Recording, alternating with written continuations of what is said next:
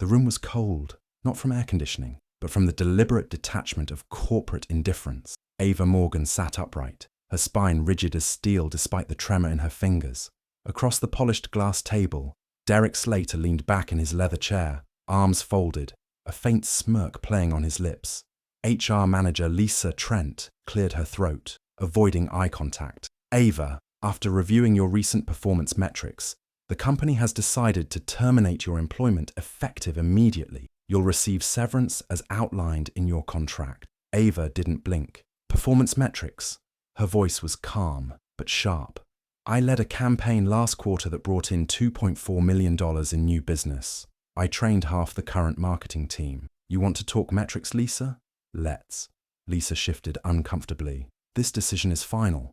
Derek finally spoke, his tone as slick as his tailored suit. It's unfortunate, Ava, but not everyone adjusts well to change. Sometimes, it's just not a fit anymore. That smug, self-satisfied grin. Ava's jaw clenched. She remembered it well, 3 weeks ago, in the dimly lit conference room after a late presentation. Everyone else had left. She was gathering her things when he stepped too close, too familiar.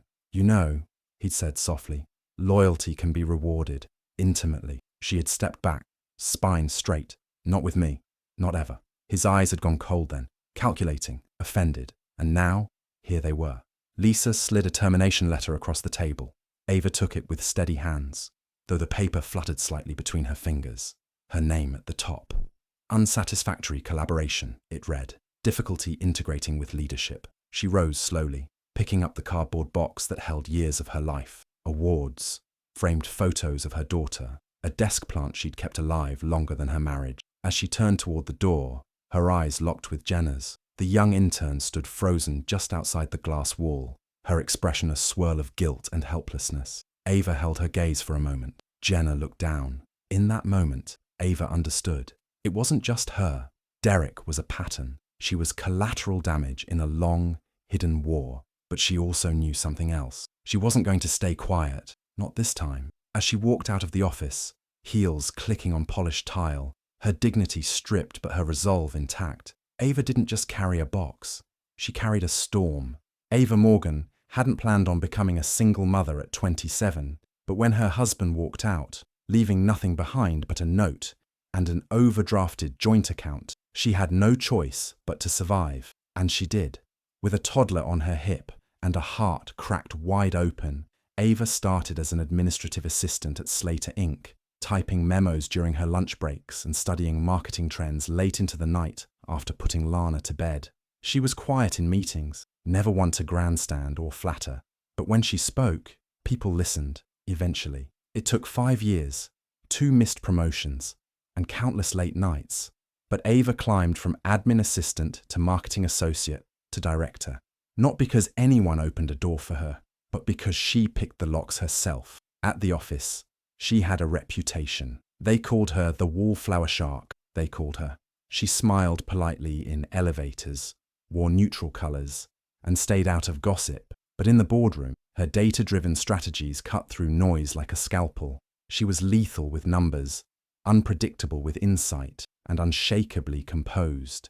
But being respected wasn't the same as being safe. Slater Inc. was a gleaming tower with sharp glass edges, beautiful from the outside, toxic on the inside. The culture rewarded ruthlessness, particularly in men, and Derek Slater fit in like a custom-tailored glove. Derek had been promoted to Vice President of Strategy 6 months ago after orchestrating a merger that doubled the company's stock. His charm was curated, tight-lipped smiles, expensive watches, and a talent for making female employees feel seen, then silenced. He never left a trace.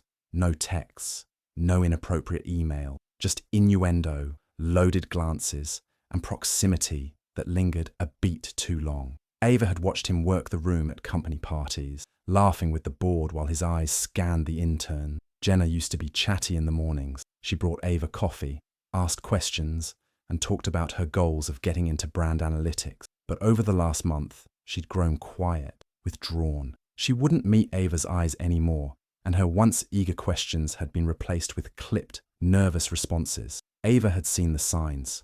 She saw them in herself, and now she was out. discarded with no warning. The corporate machine had chewed her up and spat her out, and her name, her credibility, was on the line. Rumors would start. They always did. She could already imagine the whispers. Maybe she wasn't that good. Maybe she clashed with Derek. Maybe she was difficult. But behind the anger burning in her chest was a deeper fear. Lana, her 10-year-old daughter who had just started a new school, who loved their tiny apartment with the lemon tree Ava had planted outside the window. Rent was due in 10 days. There was barely enough in savings to make it through 1 month. Ava wasn't just fighting for justice.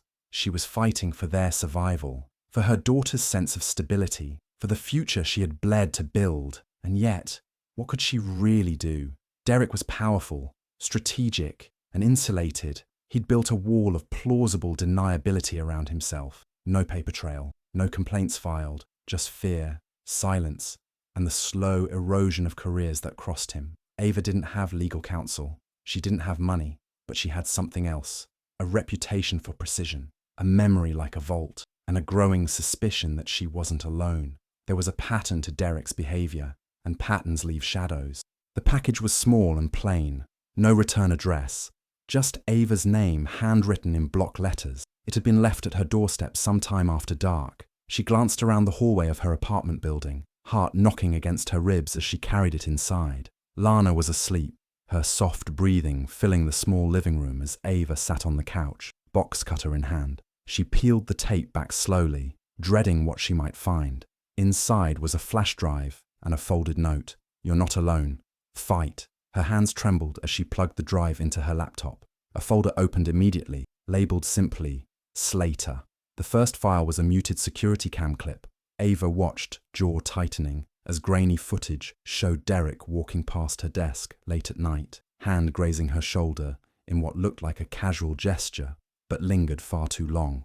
Another clip, the elevator, Derek standing close behind her, leaning in to whisper something. Ava could almost feel the heat of his breath again, the same unease curling in her stomach. But it was the chat logs that broke something inside her. Text messages between Derek and Jenna, screenshots from what appeared to be an internal app only senior staff had access to.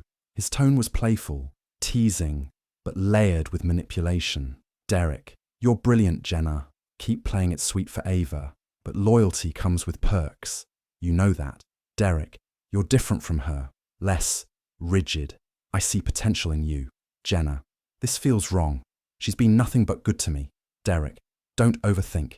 Just follow my lead." Ava sat frozen. Jenna had been dragged into this. And Derek. He had clearly done this before, probably to others too. She stared at the screen, fury and nausea colliding in her chest. This wasn't just harassment. This was strategy. Predatory, calculated, and protected. She pulled out her phone and called the only person she could trust. Rachel Yoon answered on the third ring. "Ava, what's going on? Do you still handle employment law?"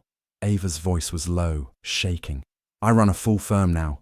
Civil rights, corporate litigation." "Why?" Ava exhaled, the story spilling out in fragments.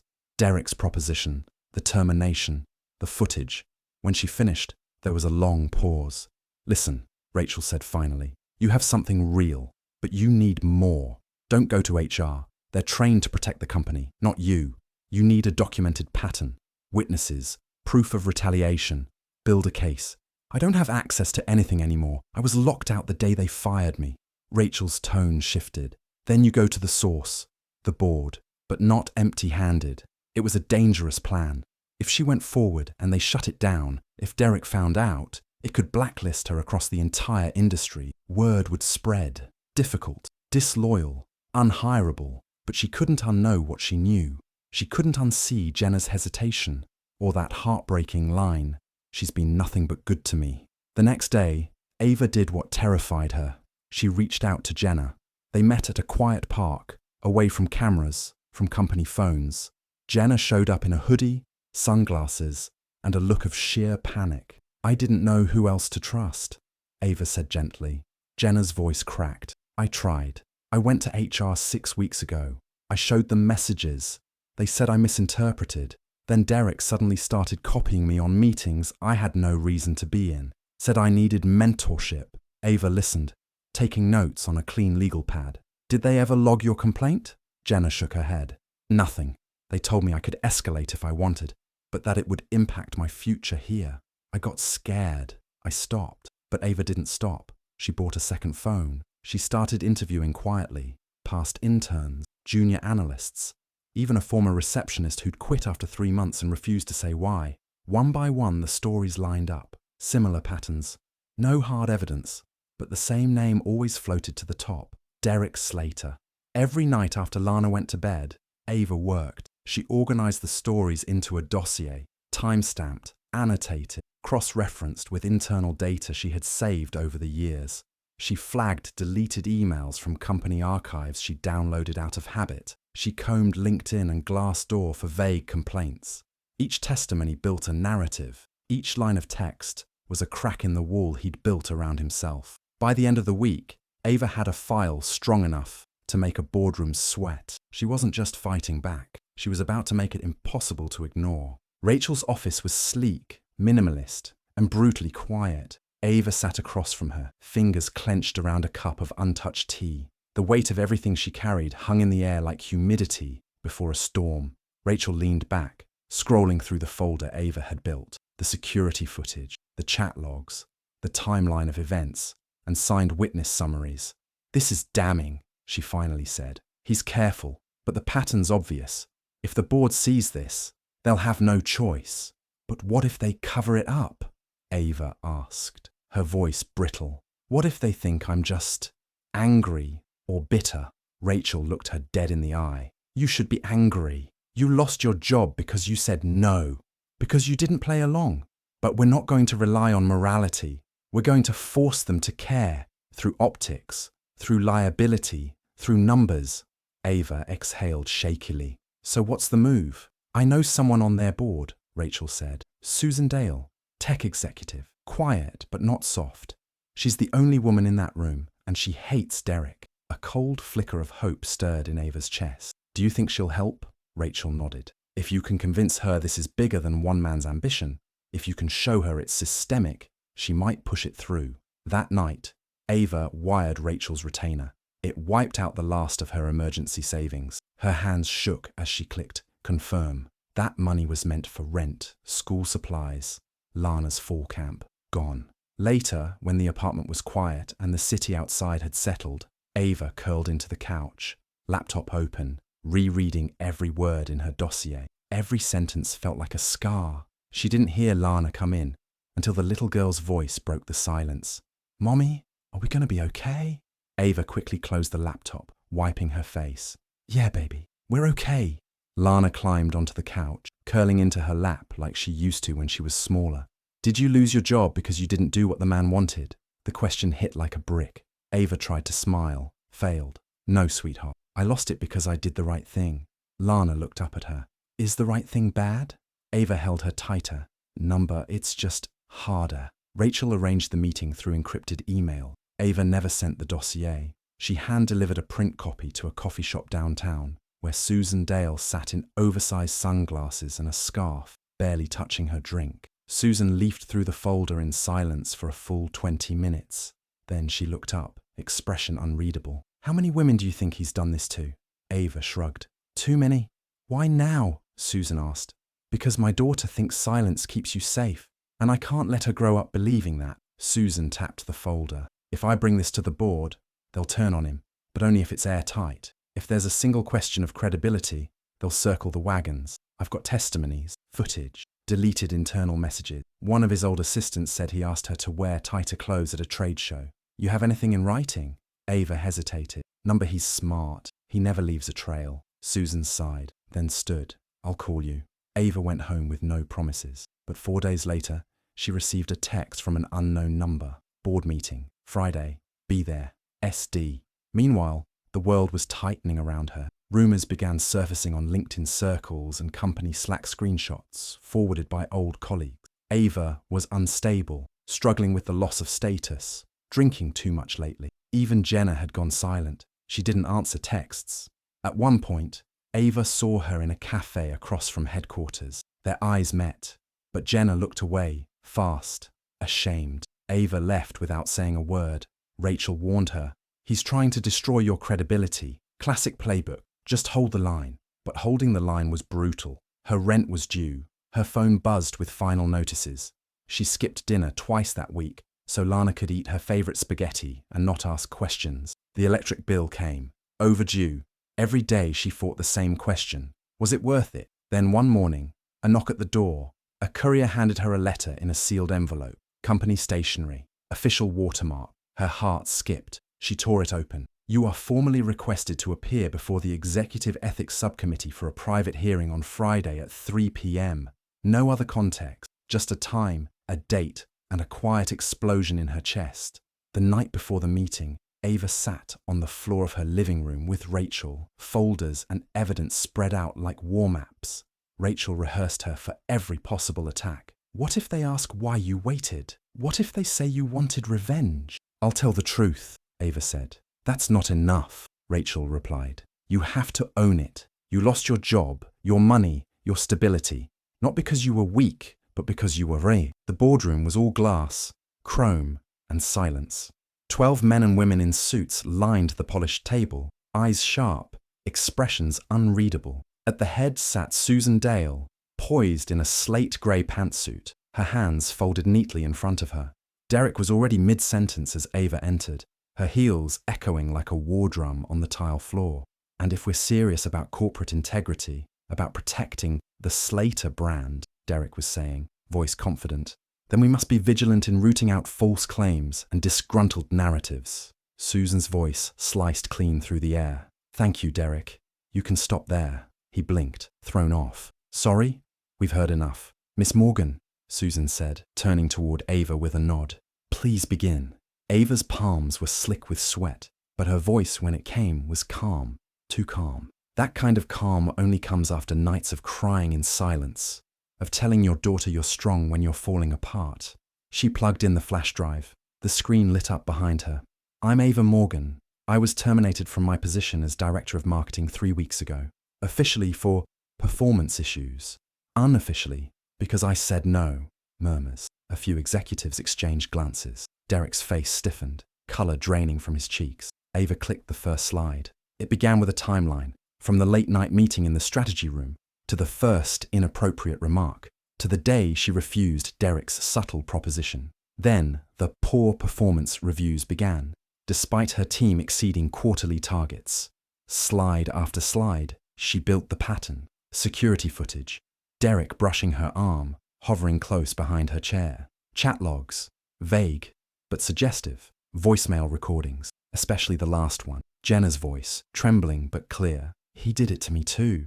I was afraid to say anything. I still am. But Ava, she didn't lie. Ava paused. The room was silent. Then she turned, eyes locked on Derek. You tried to erase me, not just from my job, but from my reputation. You tried to make me a cautionary tale. Derek stood abruptly. This is ridiculous. Those clips are out of context. She's bitter because she was let go, and now she's manufacturing. Susan raised her hand. He went silent. She turned to the room. What Miss Morgan doesn't know is that this meeting is not merely a courtesy. It is part of a formal deposition. The company's internal legal team has already launched a preliminary investigation based on her evidence. Derek's jaw dropped. What? Further, Susan continued, her voice level. We've recovered deleted Slack messages, including inappropriate GIFs, internal memos edited post-distribution, and 3 additional testimonies submitted confidentially in the past 48 hours. A long breath passed through the room. Derek looked to his left, then right, but no one met his gaze. This is a setup. I've given 15 years to this company, and now you'll give us your badge, Susan said. 2 security personnel stepped into the room, silent, professional. Derek's mouth opened, but no words came. He looked at Ava, a flicker of something desperate in his eyes. But Ava didn't flinch. He collected his laptop, phone, and ID, then walked out, each step heavier than the last. The moment the door shut, Ava's knees almost buckled. The tension, the fear, the fire, all of it collapsed into one deep breath she hadn't taken in weeks. Susan approached, placing a gentle hand on her arm. You did something brave, Ava. You didn't just protect yourself, you lit a path. Ava nodded, blinking away tears. I didn't do it for revenge. I know. I did it because my daughter asked me if silence was safer. The room was still again, but this time, with respect. As Ava left the building, the sun had already begun to dip behind the skyline, her reflection caught in the glass of the revolving doors. Tired, tear-streaked, but upright. It wasn't the end. It was the first breath of a brand new beginning. Ava sat across from Susan Dale once more, but this time in a quiet cafe, not a glass boardroom. The tension that had once crackled between them had softened into mutual respect. Susan slid a manila folder across the table. "It's an offer," she said. "Consulting role. We're forming a new ethics and integrity committee. You'd help shape it. Real oversight, real teeth." Ava stared at the folder, but didn't touch it. She appreciated the gesture, truly, but something deep inside her had shifted. "Thank you," she said, steady and warm. "But I think I need to build something where I don't have to ask for a seat at the table. I'd rather build the table." Susan smiled. "Then, I'll donate to that table." That night, Ava sat on her bedroom floor, surrounded by notes, ideas, and sticky tabs. The name came to her quietly, Project Silent Voices. A space for women who'd been silenced, sidelined, or sabotaged. A place to be heard, to fight back, to win. Rachel, ever loyal, jumped in instantly. "I'll draft your non-profit paperwork pro bono, and I've got 2 law students who can help with intake interviews. Let's go." Donations began trickling in, not from strangers, but from people Ava hadn't realized were paying attention. Former co-workers, a quiet male colleague who'd once watched Derek too closely, even Jenna. One afternoon, Ava opened her front door and found Jenna there. No appointment, just a shaking breath and tearful eyes. "I should have stood by you," Jenna said. "I was scared." "I know," Ava replied. "I was too." Jenna broke down then. Ava hugged her tightly. Forgiveness wasn't a grand speech. It was a choice. And Ava had already made it. They stayed in touch. Jenna even offered to intern at the non-profit. "This time," she said, "I want to be loud." Weeks passed. Slowly, Ava's life began to breathe. She moved the kitchen table closer to the window, started eating without rushing, and laughed again when Lana tried to prank her with toothpaste Oreos. The air in their home no longer felt tight.